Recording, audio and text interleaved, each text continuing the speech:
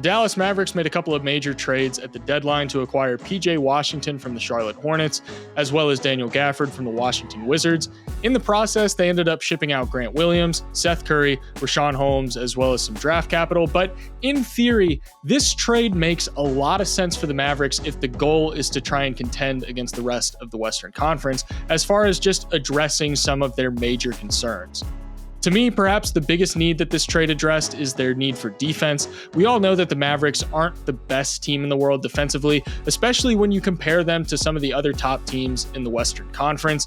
Dallas currently ranks 21st in defensive rating, allowing 118.3 points per 100 possessions, which is below league average.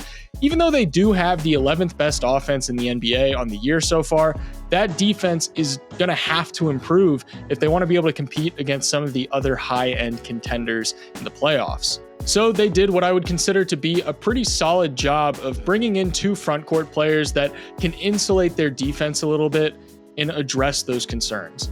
Let's start off with Daniel Gafford. Gafford is definitely one of those guys who probably doesn't get nearly as much recognition as he deserves, and you probably mainly know of him because of his highlight dunks that he gets relatively frequently, but Gafford is also a very solid defender. He has the ability to operate as a paint presence to help shut down drives, and even just simply deterring guys from getting to the rim in the first place. I wouldn't say that he's an elite rim protector, but he's definitely serviceable and an upgrade to their defensive front court depth. He's not going to be some versatile 1-5 defensive center, but they just need somebody who can hold things down in the paint when Dereck Lively isn't in the game or he's in foul trouble. As much as I like Dereck Lively and as much as I think he's going to be a great defender for the Mavericks in due time, he's still a little bit rough around the edges and he has some polishing to do to his offensive game. And so I think Gafford's going to scratch a major itch for them. He's got some institutional knowledge that Lively's going to be able to learn from, and he can kind of operate as somewhat of a mentor to Lively, since they're relatively similar players in the sense that they're both rim running vertical threats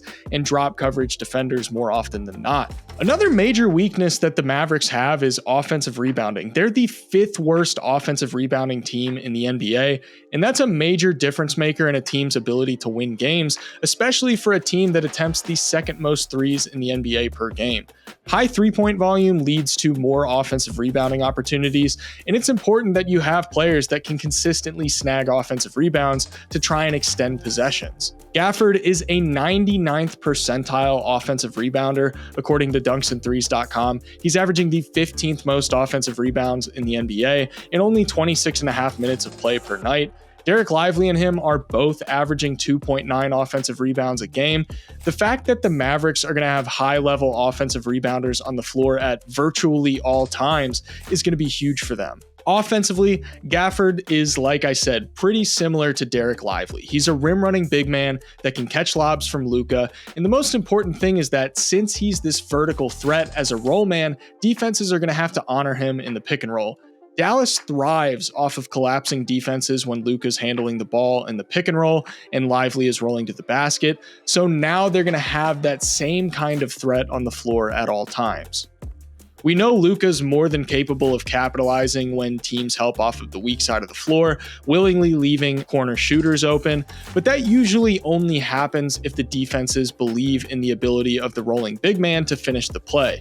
Not only is Dereck Lively able to do that, but so is Gafford, so they're clearly doubling down on this philosophy. It's very similar to me to what the Clippers are doing with Daniel Theis and Zubac. Harden runs a ton of pick and roll with both of these guys, and it works because they don't have to change their play style if one or the other goes to the bench. They can do the same things, and it keeps a degree of continuity, and I think that's going to be a similar case for the Mavericks. Where things get really interesting for Dallas is when you look at what they're going to be working with in PJ Washington. I don't think it can be emphasized enough how much of an upgrade PJ Washington is going to be relative to what they were getting out of Grant Williams. And I say that as somebody who doesn't think Grant Williams was quite as bad as he was made out to be, even if he wasn't great. Grant Williams this year is a far better shooter on paper than PJ Washington, just in terms of raw three-point efficiency.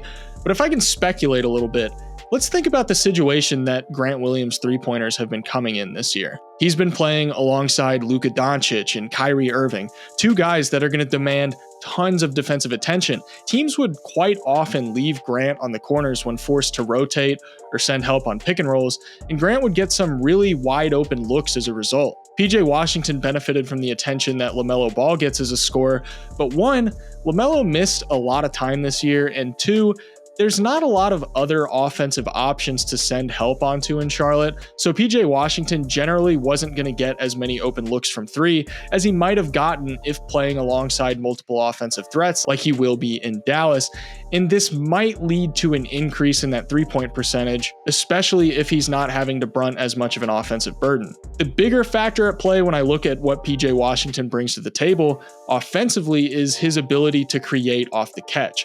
PJ Washington is a very athletic guy, and he's confident attacking closeouts and getting to the basket.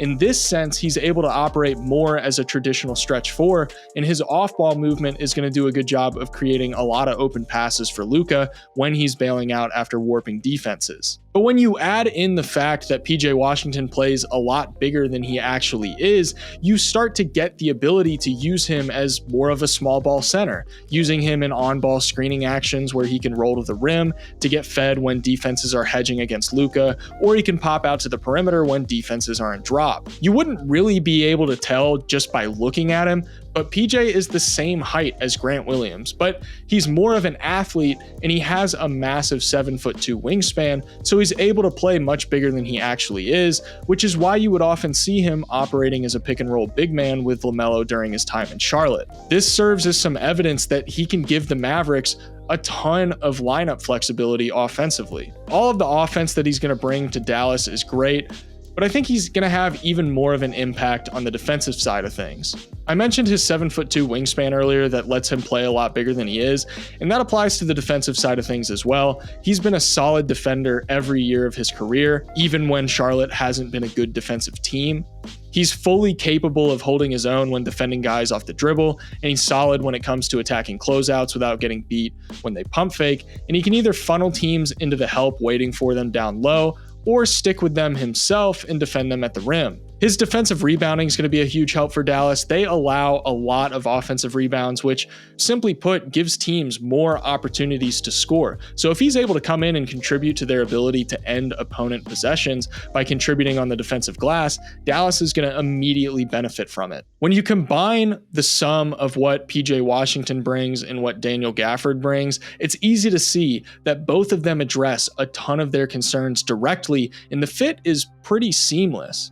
The prospect of all that defensive versatility in their front court with Daniel Gafford, Derek Lively, PJ Washington, and Derrick Jones Jr. just means that they can theoretically adapt to a lot of the different matchups that they might run into in the postseason. They're now going to be able to roll out a starting lineup of Luka, Kyrie, Derrick Jones Jr., PJ Washington, and Derek Lively with Daniel Gafford, Tim Hardaway Jr., Maxi Kleber, and Josh Green off the bench. And that's a solid 9-man rotation heading into the playoffs. They're not without flaws, and no team really is, but this trade made them significantly more equipped to make a run here at the end of the season and hopefully set themselves up for a deep playoff run.